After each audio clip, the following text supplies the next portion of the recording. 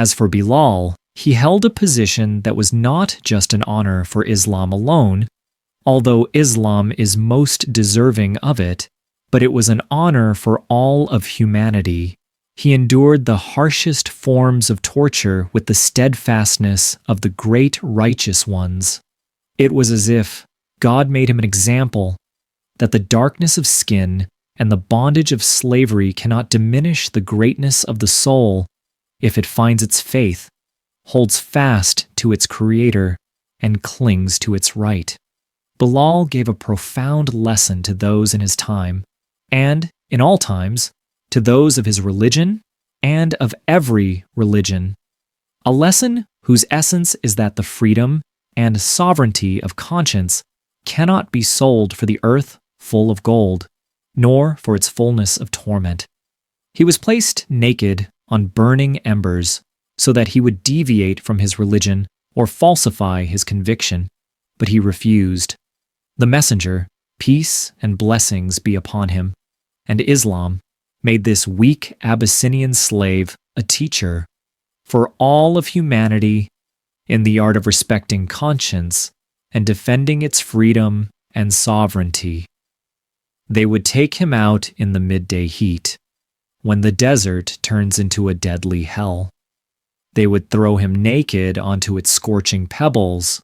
Then they would bring a stone as hot as boiling water, which several men could barely move, and throw it onto his body and chest.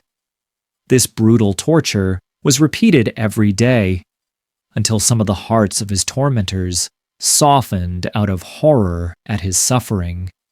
They finally agreed to release him on the condition that he would mention their gods favorably, even with just one word, to preserve their pride, and so that the Quraysh would not say that they were defeated in humiliation by the steadfastness and persistence of their slave.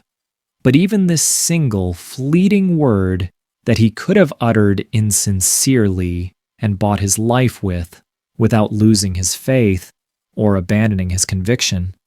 Even this single word, Bilal refused to say it. Yes, he refused to say it, and instead began to repeat his immortal chant, Ahad, Ahad, one, one, referring to the oneness of God. They would say to him, say as we say. He would answer them with remarkable sarcasm and scathing mockery. My tongue does not pronounce it well. Bilal remained in the intense heat and under the weight of the stone until evening came. Then they made him stand up, put a rope around his neck, and ordered their boys to drag him around the mountains and streets of Mecca. And Bilal's tongue uttered nothing but his sacred chant, Ahad, Ahad. It was as if, when night fell upon them, they would bargain with him. Tomorrow, say some good words about our gods. Say, my lords are Al-Lat and Al-Uzza, and we will leave you to your own affairs. We are tired of torturing you. It's as if we are the ones being tortured. He would shake his head and say, Ahad, Ahad. Umayyah ibn Khalaf would punch him and explode with distress and anger, shouting, What misfortune has befallen us because of you, you wretched slave? By Al-Lat and Al-Uzza, I will make you an example for slaves and masters. And Bilal would answer with the certainty of a believer and the greatness of a saint, Ahad, Ahad. And the one who was entrusted with playing the role of the compassionate one would return to speaking and bargaining, saying, Leave him alone, Umayyah. By Al-Lat, he will not be tortured after today. Bilal is one of us. His mother is our slave girl, and he would not be pleased to make us the subject of the Quraysh's talk and mockery because of his Islam. Bilal would stare intently at the lying, cunning faces, and his mouth would reveal a smile like the light of dawn.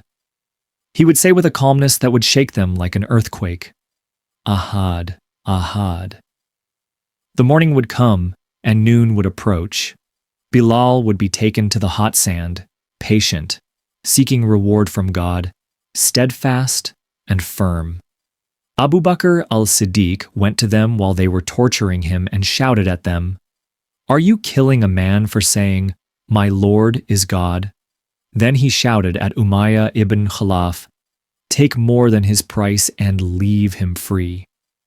It was as if Umayyah was drowning and a lifeboat had reached him. His soul was pleased and happy when he heard Abu Bakr offering the price for his freedom, as the despair of making Bilal compliant had reached its peak in their souls. Moreover, because they were merchants, they realized that selling him was more profitable for them than his death. They sold him to Abu Bakr, who freed him immediately, and Bilal took his place among the free men. As al-Siddiq, Abu Bakr, put his arm around Bilal's arm, setting off with him towards freedom, Umayyah said to him, "Take him. By Al-Lat and Al-Uzza, if you had insisted on buying him for only 1 ounce of silver, I would have sold him to you for it." Abu Bakr understood the bitterness of despair and disappointment in these words, and it would have been more appropriate for him not to answer him. However, because there was a slight to the dignity of this one who had become his brother and equal, Abu Bakr answered Umayyah, saying, "By God, if you had insisted on only 100 ounces of silver, I would have paid it." And he set off with his companion to the messenger of God to give him the good news of his liberation. And it was a great celebration. After the migration of the messenger and the Muslims to Medina and their settling there, the messenger legislated the adhan for prayer. So who would be the mu'adhin for the prayer 5 times every day? And whose takbirat and talilat would ring out across the horizon? It is Bilal, the one who shouted 13 years ago while the torment was crushing and scorching him, "Allah is one, one." The messenger's choice fell upon him that day to be the first mu'adhin of Islam. Fighting broke out between the Muslims and the army of Quraysh, which came to Medina as invaders. The war raged fiercely, harshly, and fiercely. Bilal was there, fighting bravely and moving around the battlefield in the first battle Islam fought, the Battle of Badr. That battle for which the messenger, peace be upon him, commanded that its slogan be, "Ahad, Ahad." In this battle, the Quraysh threw in their most precious ones, and all their nobles went out to their deaths. Umayyah ibn Khalaf, the one who was Bilal's master, and who used to torture him with deadly brutality, had intended to refrain from going out to this battle. He had intended to refrain, had it not been that his friend Uqba ibn Abi Mu'ayt went to him when he learned about his hesitation and reluctance. Carrying a censer in his right hand, when he confronted him while he was sitting among his people, he threw the burning coal between his hands and said to him, "O Abu Ali, use this to perfume yourself, for you are but one of the women." Umayyah shouted at him, saying, "May God disgrace you, and disgrace what you have brought." Then he found no choice but to go out with the invaders, so he went out. What secrets of destiny does it conceal and reveal? Uqba ibn Abi Mu'ayt had been the greatest encourager for Umayyah to torture Bilal and other weak Muslims, besides Bilal. And today, he is the very one who entices him to go out to the Battle of Badr, in which his death would occur, just as Uqba's death would also occur in it. Umayyah was among those who would have stayed behind from the war, and had it not been for Uqba's public shaming of him in the way we saw, he would not have gone out. But God's command will be fulfilled. So let Umayyah go out, for between him and a servant of God there is an old reckoning. The time for its settlement has come. For the judge, God, does not die, and as you do, so shall it be done to you. Indeed, destiny delights in mocking the tyrants.